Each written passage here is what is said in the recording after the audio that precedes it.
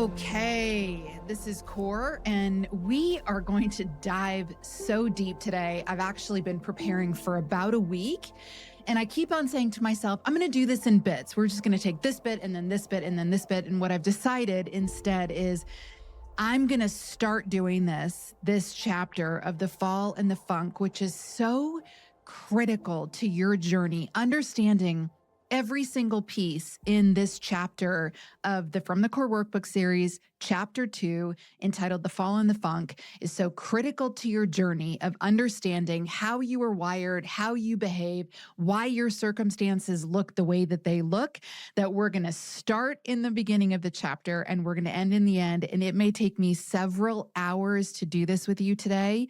So I'm going to break it up in digestible chunks. But for me, and for this moment, I am committed to going from beginning to end, because it is what we uncover here today is just going to be life-changing and game-changing.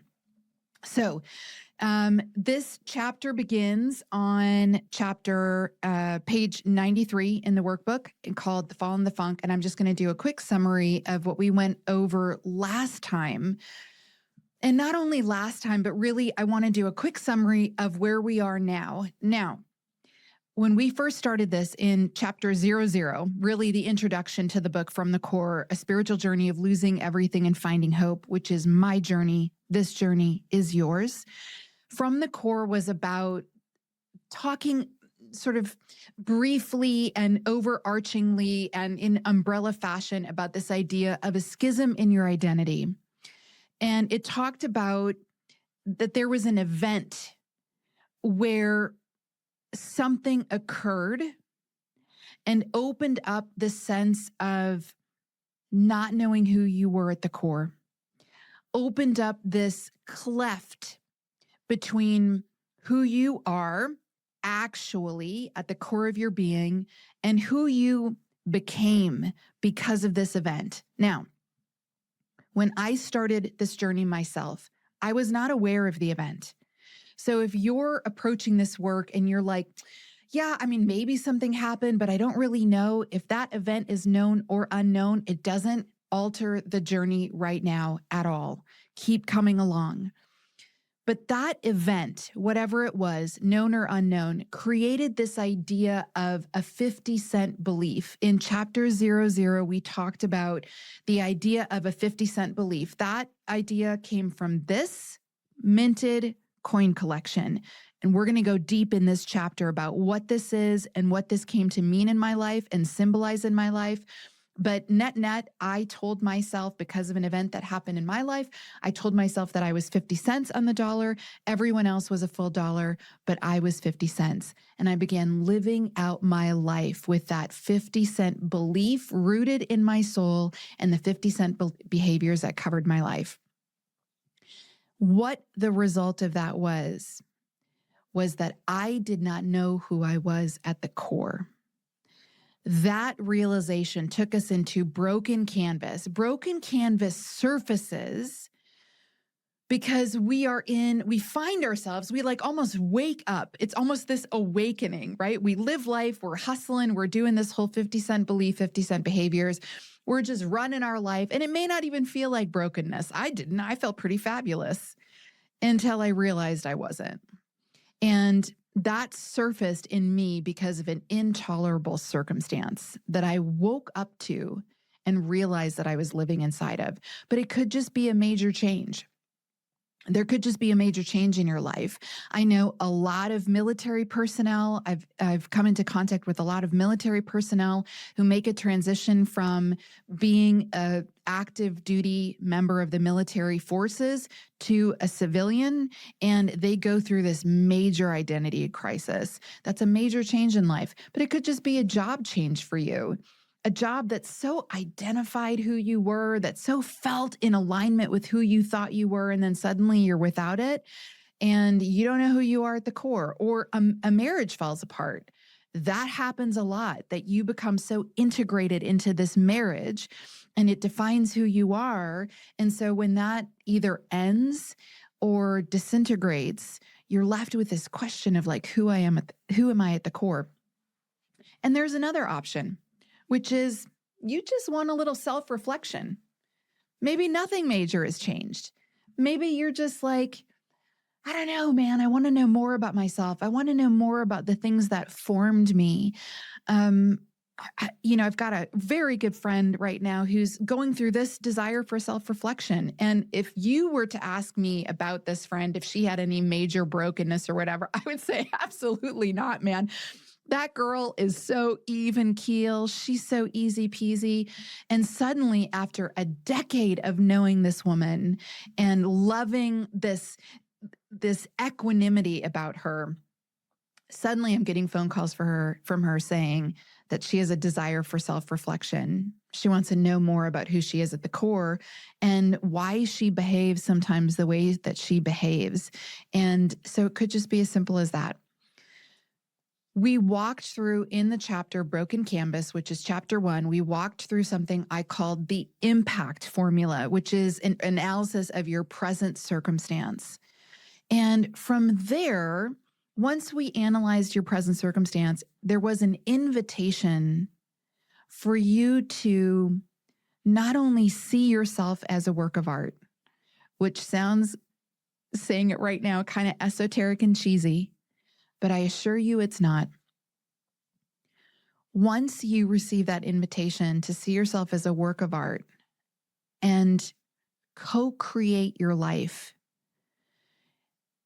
there is something that opens up within you. You have to be open to the notion that, number one, you're a created being. That's a pretty astounding revelation. And once you open up to this idea of being a created being and you decide that you're going to co-create your life, you have to take responsibility for your healing. You have to take responsibility for this formation that you're going into. And from there, you have to go back to the source of any brokenness or malformation or anything that's present that's, number one, shrouding you from understanding who you are at the core, or number two, limiting you from being everything you were created to be. So I want to read you a little bit of a blurb in the From the Core Workbook series on page 95. And it says this. Okay, so this specifically, regardless of if you just have a little bit of a desire for self-reflection, or you've gone through major change and you don't know who you are at the core, or you're in intolerable circumstances and you can't go on another moment, you have to understand what opened up that schism. Even if it's this little schism of not knowing who you are at the core or wanting more self-reflection, when you want more self-reflection, it's because you don't actually know who you are. Not in full. You may in part, but not in full. So we have to look at what caused this distance between full self-awareness and the truth of who you are, and the distance between that. You got to go back to the source of the brokenness, any brokenness. And we're going to talk about, at this moment, the event that happened in my life. Now, when I wrote this book, From the Core, A Spiritual Journey of Losing Everything and Finding Hope, I was not aware that this event in my life ended up defining the rest of my future. I was not aware of it. But let me tell you what happened. I was 7 years old. And my dad, we had a Tudor house. If those of you who know what a Tudor house is, it was built in, I think, the 30s, the 20s or 30s. It's a red brick house and it has a very steep attic.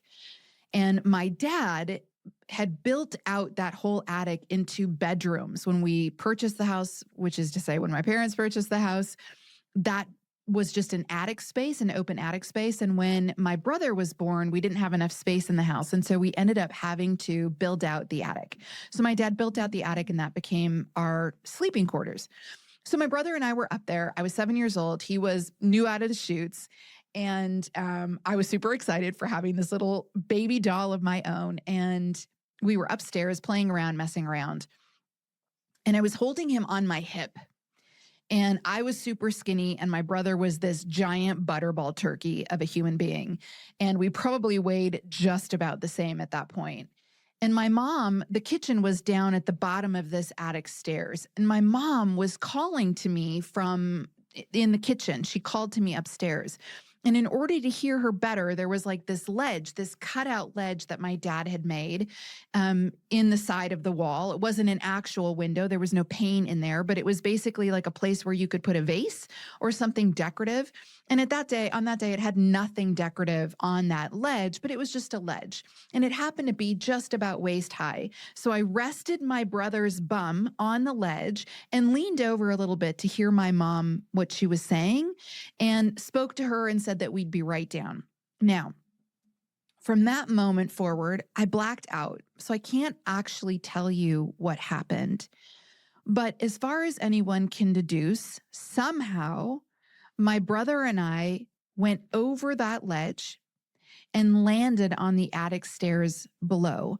I landed on my back.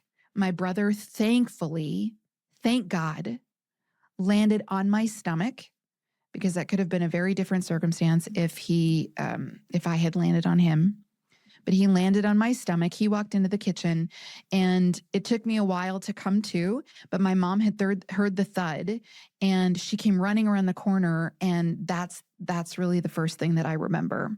From that moment of speaking to her above, I remember her coming around the corner and talking to me, and I really couldn't breathe. I was kind of gasping for air, and obviously it kicked off a lot of activity in the household at that point forward. We were taken to the hospital. I was booked overnight. I had blood in my urine.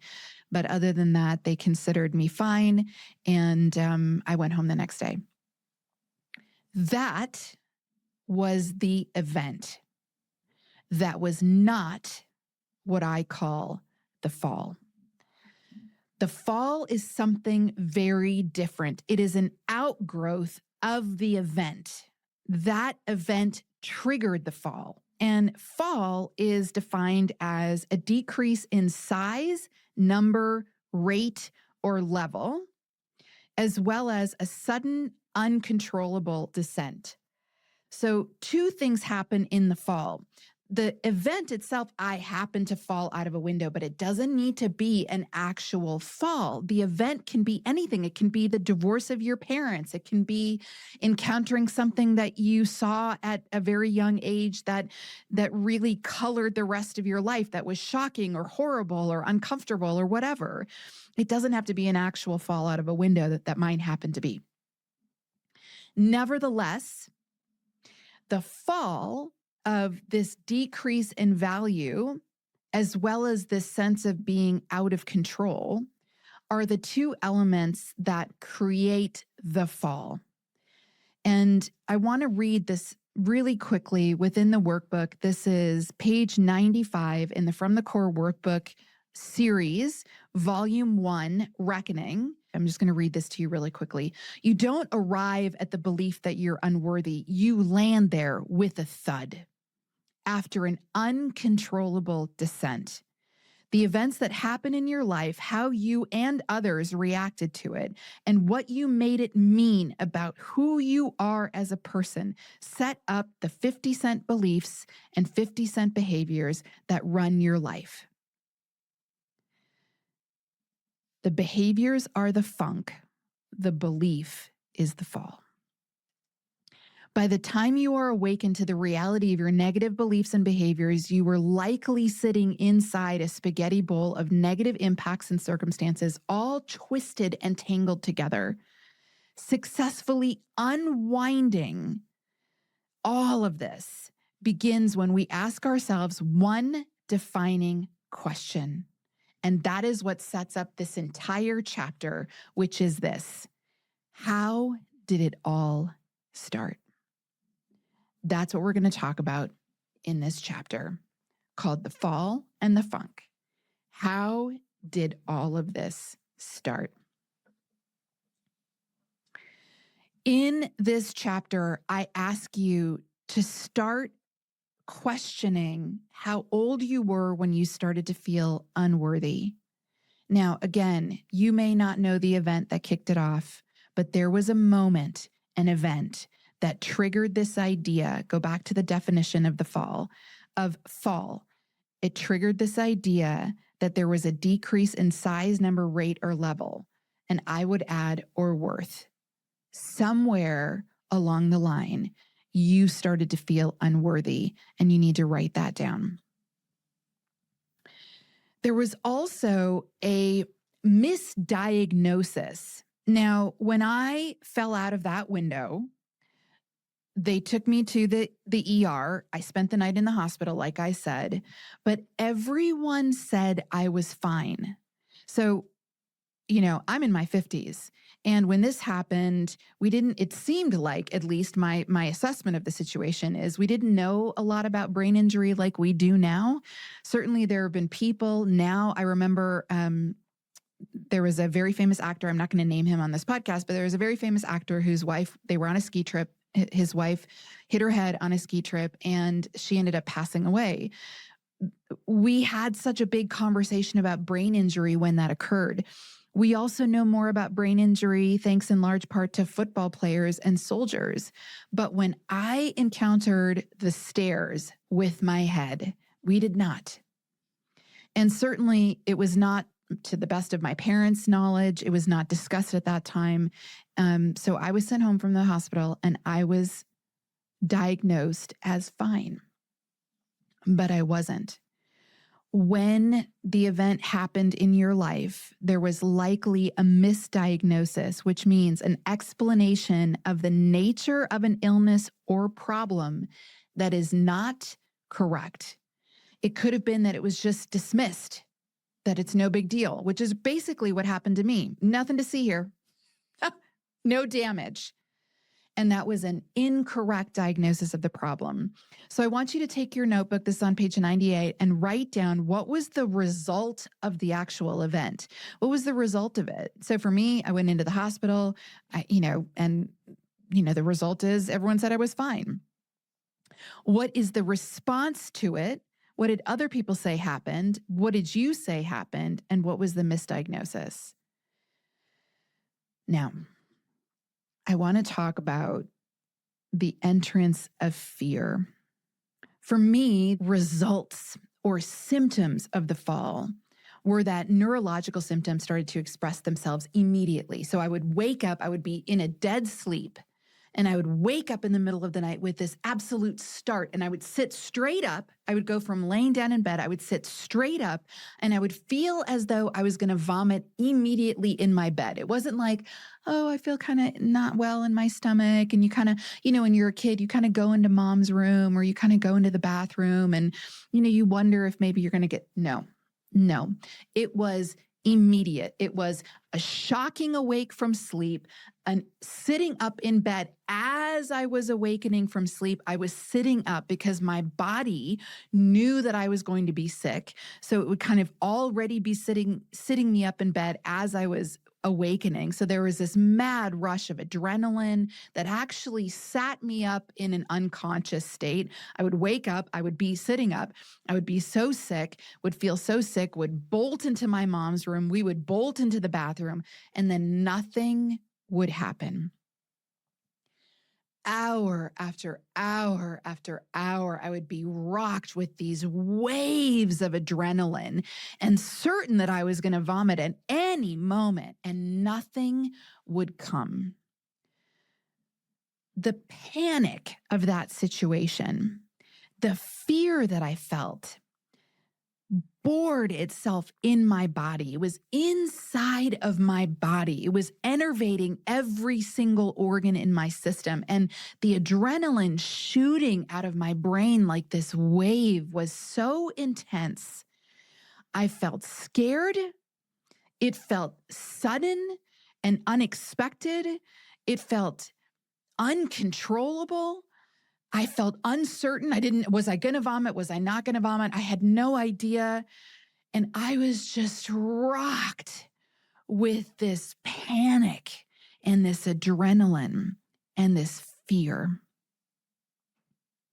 When you think about the event and you think about fear and how it bored itself into your body, You have to look at the definition of fear, which is an unpleasant emotion caused by the belief that someone or something is dangerous, likely to cause pain, or a threat. It is the likelihood of something unwelcome happening and is a mixed feeling of dread and also reverence.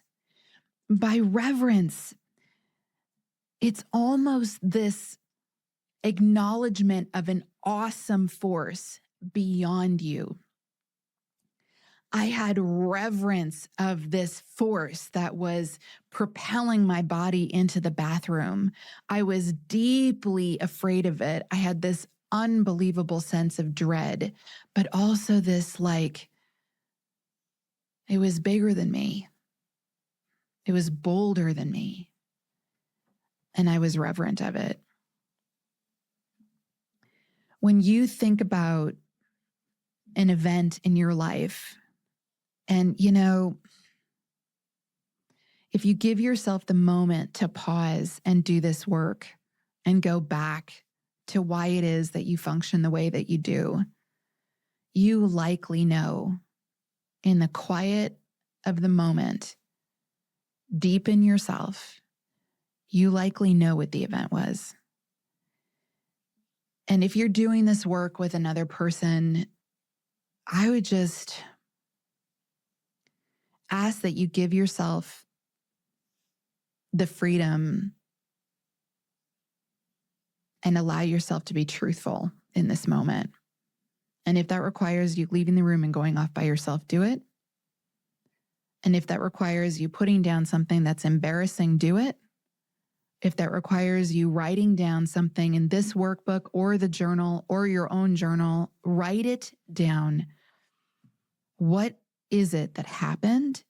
And what was it about the situation that was scary to you? You have to name the fear. There's a reason why that moment for me was fearful. It was incredible. Just imagine being a 7-year-old kid and rocked awake to this massive wave of nausea and not knowing why you were so sick. You got to write it down. What was scary about it? I remember I had a neighbor, and that neighbor, I just remember thinking that she was fearless. There was something about her personality, something about how she was wired. I don't know. She just occurred as fearless. And I remember one day we were playing farmer and farm animals. And I was the farmer, and all the girls in the neighborhood were all the different farm animals. And this particular neighbor was a duck. She decided she was a duck. So as a duck, she began, squawking, quacking like a duck. And so all the farm animals were making all their farm animal noises. And this sweet, bold, fearless girl was quacking like a duck. And in the process of the quack, quack, she vomited. She just, I guess, got too deep in her throat or got too low in her belly. Anyway, she triggered the gag reflex and vomited. And I remember two things about that moment. I remember the terror that I felt. I actually ran home. I remember just being so white hot with terror because at that time I was already experiencing being rocked awake with these feelings of I'm going to vomit, I'm going to vomit, I'm going to vomit. But I also remember taking note of how fearless she was. When that happened, she laughed. She laughed. I don't remember what any of the other girls did or said or what their responses were, but I can remember that girl's face as if it's before me right now, and I can remember her laughing. And from that moment forward, I started developing a deep envy of this girl, that she was able to laugh in the face of something that I thought was so fearful. I was so afraid of it. And she wasn't. She thought it was funny. And I began to envy her. Envy is the feeling of wanting to be in the same situation as somebody else, the feeling of wanting something that somebody else has. It is also a painful or resentful awareness of an advantage enjoyed by another, joined with the desire to possess the same advantage. And that part of the definition really related to me. I saw her ability to shrug it off and to not be alight with fear as an advantage. And I didn't only resent that advantage, I wanted to possess it. I wanted to have that too. The thing about envying someone is it assumes advantage held by another party. And I would wake up in the middle of the night from that moment forward, and I'm going to call her Kim. That's not her name, but in the desire to protect anonymity of these people that I talk about in my journey, I'm going to call her Kim. And I remember waking up in the middle of the night from that moment forward saying, I am Kim, and trying to channel that fearlessness that she had. And what that set up in me around this idea of envy was really two things. And this was at the ground floor of all of this schism and this formation of fear. And that fear rooting itself into my body was a lack mentality. When you decide that someone else has an advantage and you become painfully aware of that advantage and resentful of that advantage, they have something you don't. They are something you aren't. And when you decide you want that and you want to join together to possess that same advantage. When I woke up saying, I didn't say I want what Kim has. I want that same fearlessness. I woke up saying, I am her. I am Kim. I am Kim. And that began a disassociation from myself. If I could just become her, I would have the advantage that she had. That adaptation of assuming someone else's characteristics of your own is really cutting off who you are and what you have and what you perceive you don't have. And that began with envy. So when you look at what happened in your life, look around you. Who were you envious of? After you decided that someone had something you didn't, or that something occurred to you that was negative, and you needed to escape from the fear that was mounting, and that there was a misdiagnosis of the circumstance entirely, that it was named something that it wasn't, that it was called okay when it wasn't. And you looked around and tried to identify a person that had something you wanted that would make the situation better. Who was that person? And in what ways did it cause resentment within you? In what ways did you perceive that that person had an advantage that you didn't share? Here's another thing that happened. When I saw Kim respond to the situation the way that she did, and I looked at how I responded to that same thing. I mean, granted, they came from two different origins. Mine expressed itself after the fall out of the window and the head trauma. And Kim was just trying to be a duck. Still totally cracks me up. I decided that her response was normal, that it's normal to laugh when you vomit. That's a normal response. And the way I handled the situation, the fear that I felt, the running into my mom's bedroom, that something about that felt so like dependent on my mom. And I saw Kim handle this fear-based situation herself. Like she just kind of, she's laughed it off. And I didn't laugh it off. I felt like I wasn't able to cope. For those of you who have not yet listened to chapters 0 and 1 in this workbook series, go back because we talk about the schism forming because whatever happened felt beyond your ability to cope. It did two things. It was beyond your ability to cope, and it meant something about you. And that something that it meant about you is that something was wrong with you. And this thing that happened with Kim rooted that idea that something was wrong with me because it surfaced this normal versus abnormal. How I was responding was abnormal. How Kim was responding was normal. And that also made me envious. I just wanted to respond normally. I just wanted to be normal.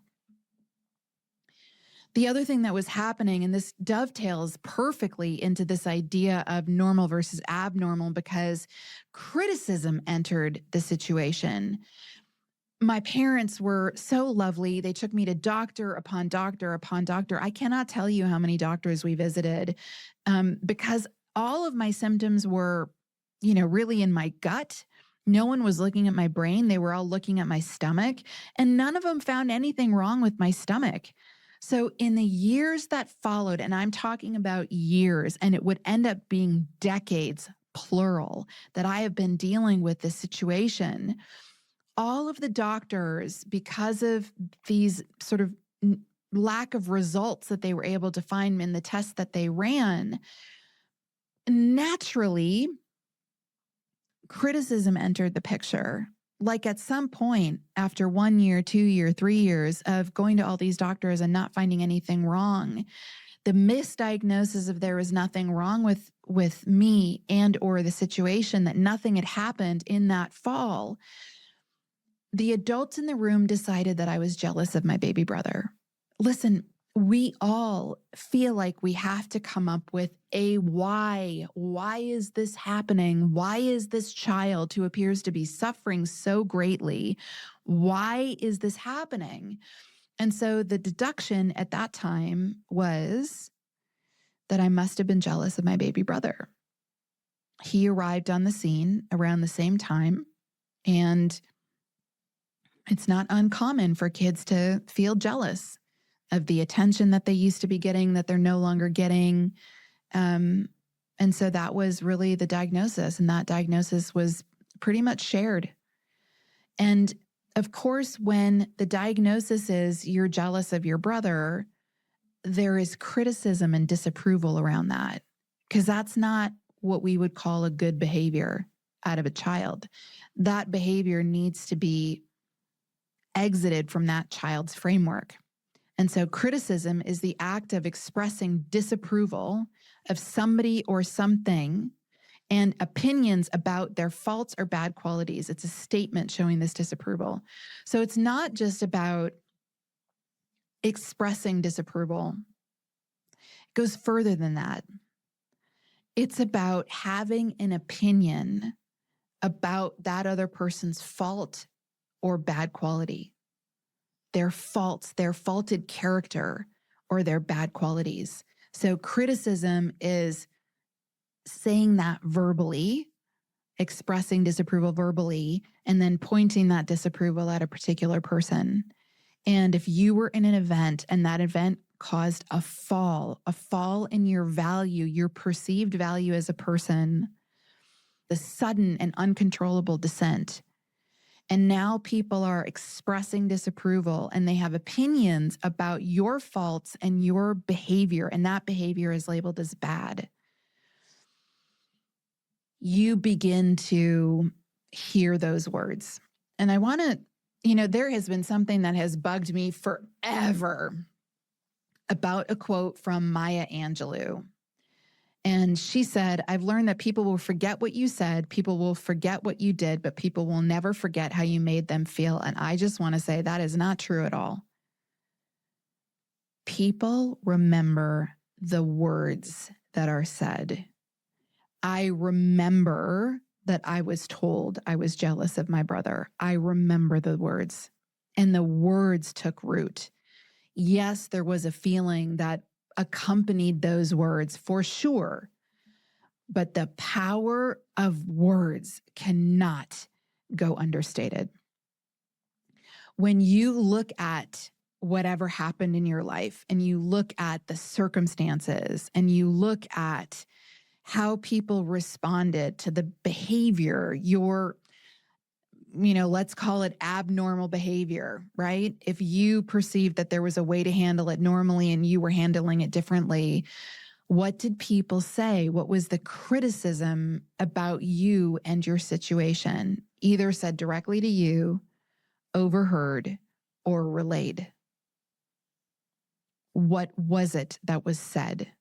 And how long have you carried what was said in your heart? At some point in this journey of years and years and years and years trying to find out why I was having this feeling of being so sick, and that feeling didn't just lock into the middle of the night. That started to spread itself out. I would start to feel sick in the middle of the school day, and my mom would have to run and come pick me up. So my mom was really, on the recipient end of all of my feelings, of all of this sort of feeling and this illness that was racking my body. My mom was the one that had to pick it up all the time. And so after multiple visits to the doctors and countless nights of me running into my parents' room, white hot with panic and sure I was going to get sick, there is a moment that I recall. My parents recall this moment differently, and that's just the reality of memory and people's journeys. But I remember one night running to my parents' bedroom and encountering a locked door that I couldn't get in. Now, again, I don't know what happened. Maybe I didn't twist the handle enough. I don't know. My parents say that they would never lock the door against me, and I don't doubt that. But here's the reality. I ran to the room and I couldn't get in. And I remember, some of this content's super hard for me to produce because, man, it takes me right back. I feel choked up right now. I remember encountering that locked door and twisting the handle and it not being able to open. And I remember sitting down with my back to that door, against that door, crying and feeling that I never wanted to feel this again. I felt so alone. I felt so rejected. I felt so scared. And all I knew is I never wanted to feel that way again. You likely know the feeling that I'm talking about. Let me just get myself together for a second. This is tough stuff. And I want to just put a note here as I'm working this out in my body. This is what I mean by trauma happens in the body. This happened so long ago. This door that I encountered.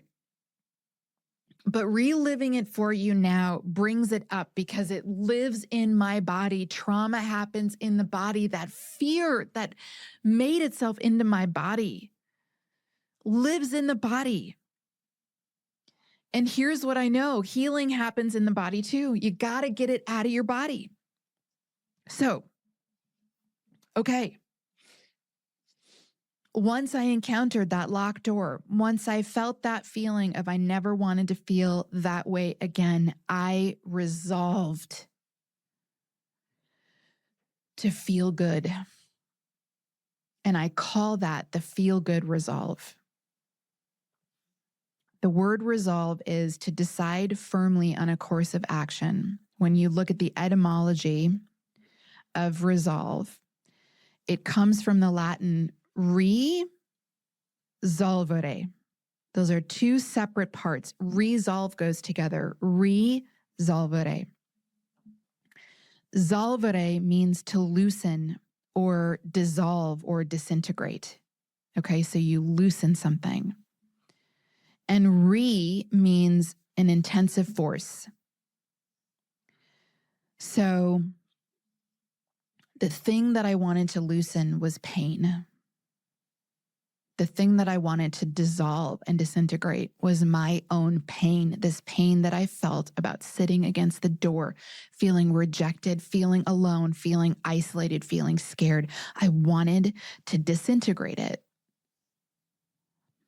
And I made a decision. I decided firmly on a course of action. So the dissolving was status, right? It was dissolving kind of as a static experience, but deciding on a course of action was forward motion.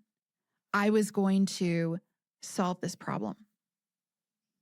I was going to apply intensive force against this pain so that I would never have to feel it again. And that is called the feel-good resolve. It's twofold. Dissolving the source of your problem for yourself. You're going to fix this. You take ownership of the pain and you decide you're going to fix it. And the second part of resolving the feel-good resolve is to apply intensive force toward a course of action. And the goal is you just want to feel good. Tony Robbins always says that the motivation of humans are to avoid pain or feel pleasure. In that moment, I felt a pain beyond my ability to even articulate, even to this day. It is so profound and so primal, that pain. And the feel-good resolve isn't just about dissolving the pain. The course of action is designed to set you toward running toward pleasure. You want to feel good. You don't want to feel bad. You don't want to just feel in between pleasure and pain. Pleasure and pain are binary. You either feel pain or you feel pleasure. There is no neutral. And so the feel-good resolve is about shifting yourself with decisive, intensive action, force applied on a course of decision to feel pleasure. Here are some questions in the workbook. What was the moment when you decided who you were made people reject you?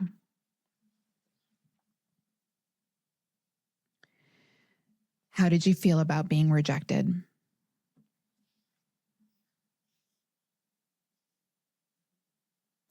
Who did you think you needed to be in order to be accepted?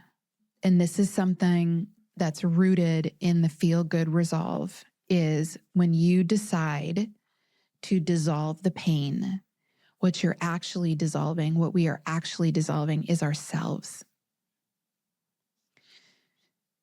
And this course of action that you take when you decide to feel good and you put yourself on a course of going toward pleasure, seeking pleasure, is in the place of this dissolved personality, you birthed another.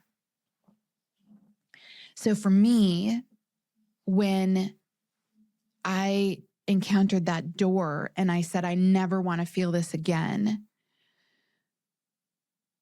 I named myself as a bad girl. Now, again, keep in mind, this language that I'm using is very childish because I was a child. And so much of what gets birthed in our formation and how we live out in the world comes inside of a childhood experience.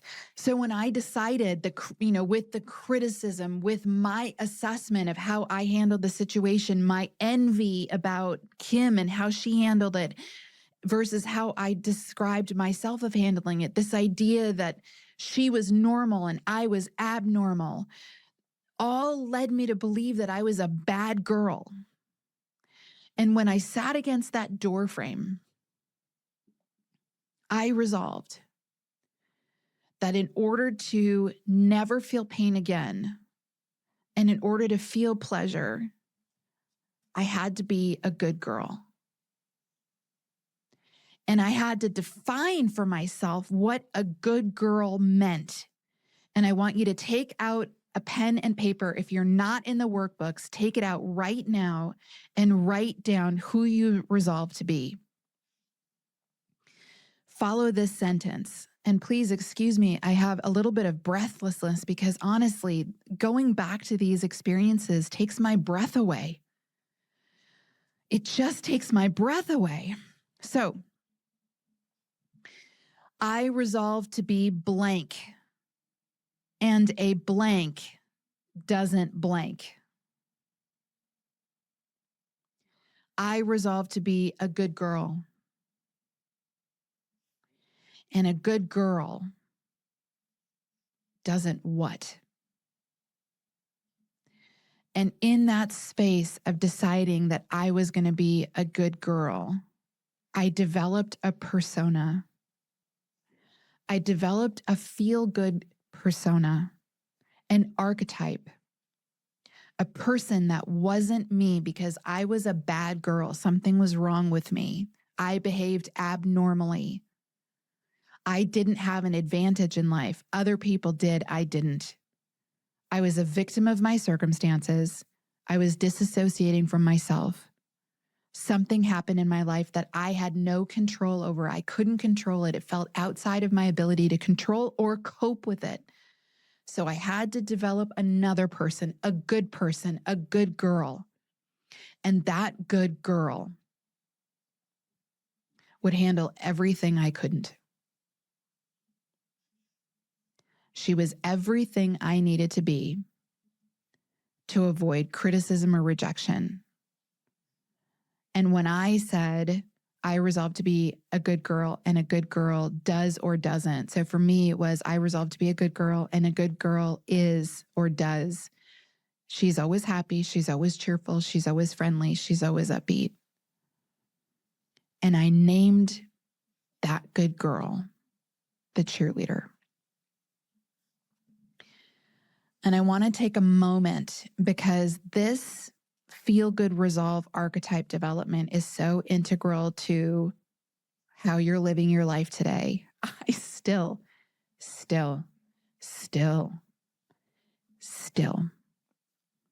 have to unmask the cheerleader to be myself. There are still moments that I encounter where the cheerleader wants to surface, and I have to forcefully take that mask off.